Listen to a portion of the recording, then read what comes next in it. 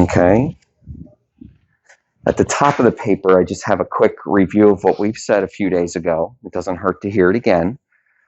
So when you look at a logarithm, it's actually just a familiar kind of statement where basically b is the base, x is the exponent, and a is the value. So a log is the same as b to the x equals a. That's because logarithms are exponents. Logarithms are exponents.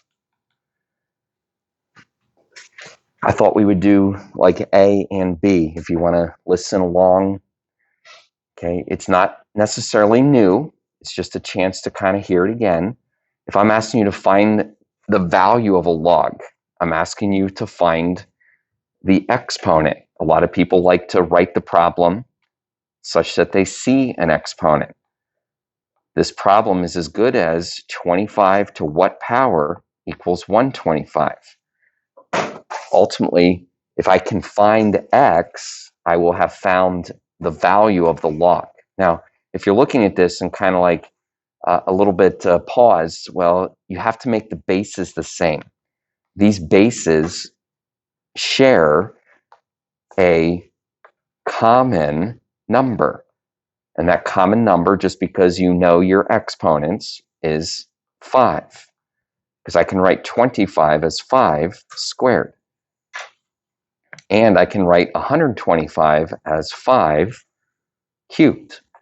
Now, let's be honest, you just kind of have to know your exponents to be able to see that the number 5 is the matching base. Now, once the bases match, you're able to say something that's true about the exponents. Simply that the exponents are equal. And so usually my next step would be to make a little statement that the exponents, that is that 2x is equal to 3, and that's why x comes out to be 3 halves. Now, when you say x equals 3 halves, do you also understand that that is the logarithm? I've had some students kind of like not realize when we get 3 halves, that's actually the answer to the logarithm, because logarithms are exponents, and that's really what you found there.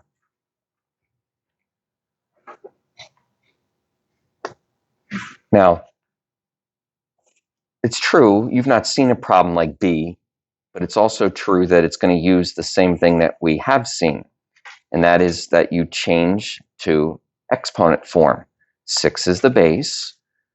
We're looking for the exponent. That's kind of like what a logarithm is. And then it has to equal 36 to the 5.3. Now, the idea here is to not put this in your calculator. You don't want to do 36 to the 5.3. It'll spill out a mess. Instead, you want to see bases that can match. In other words, you want to see that the number 36 can be written as a 6. What do I mean as a 6? Well, I mean as a 6 squared. So the number 36 is the same as 6 squared. Why is that nice? Because now the bases are both 6s. Notice that the other base was already a 6. So what can we say? Kind of like we've done before, we can say that the exponents would have to be equal. Now, on the right-hand side, it's 2, an exponent of 2 and 5.3. Remember, you multiply those numbers. Now, if you need to use a calculator to multiply them, that's fine. It's just 2 times 5, which is 10, and 2 of 0.3s is 0.6. So I end up with 10.6. Okay, but it's the same idea. We made the bases match so that we could find the exponent. Now remember, when you find 10.6, that's the value of the log. I've had some students confused that they don't realize they actually are finding the answer to that log. Okay, now that's matching the bases, or as I sometimes say, thinking like a log. But sometimes you can't match the bases. You can't think like a log. Instead, you honestly have to use your calculator. and that's where this change of base formula comes in.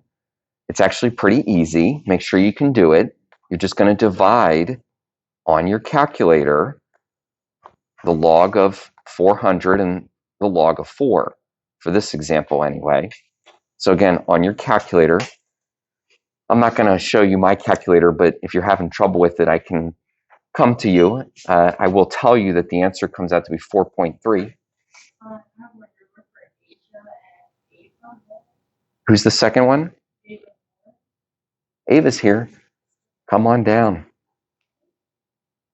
Now, when you divide the log of 400 and the log of 4, you end up with 4.3 and some change.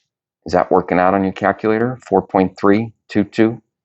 You just divide the log of 400 and the log of 4. Now, if I give you an equation, okay, people kind of see this in different ways. Some people see this equation as a log. Awesome. That's because it is a log. It's the log base 6 of 600. So if you're one of those students and you see that, great, because you're right. If you look at that equation and you see a division problem, you're also right. And the reality is that both of those are the same thing. I don't really care which way you see it. We just want to make sure that you find it. Okay, so this equation is the same thing as a log, which is going to require division, which ultimately is the exponent. It's like 3.57. I think if we're going to use 3 decimal places, the next decimal is 0. But you get about 3.57. Okay, those problems are intended to be calculator problems. Yes, you can just punch it in your calculator. Make sure you divide. You always divide by the base. You always divide by the base. Now, yesterday we threw in log properties. And log properties allow us to kind of expand or condense logs. Okay, how's this going? Kind of based on the homework, it looks pretty good, but there's, when you look at this problem here, I like to say or see 3 things. We're just kind of calling them things. Why am I focusing on that? Well, since there's 3 things, I'm going to get 3 logs. What do I mean? Well, I'm going to get the log of x cubed. I'm going to get the log of y. I'm going to get the log of 16. Now, it's kind of strange. These 3 logs are just kind of separated, but really, they're not separated. The one in the numerator, actually the 2 of them in the numerator have plus signs. The one in the denominator has a minus sign. So remember, whatever's in the numerator gets a plus sign. Whatever's in the denominator gets a minus sign. I don't really need this plus sign in front of the first one if that seems a little strange. Now, this is good, but it's not done yet because it's just true. If I'm going to expand, then I kind of like keep pulling things apart. You should feel like the x cubed, that is the 3, is able to pull apart. It's able to come down.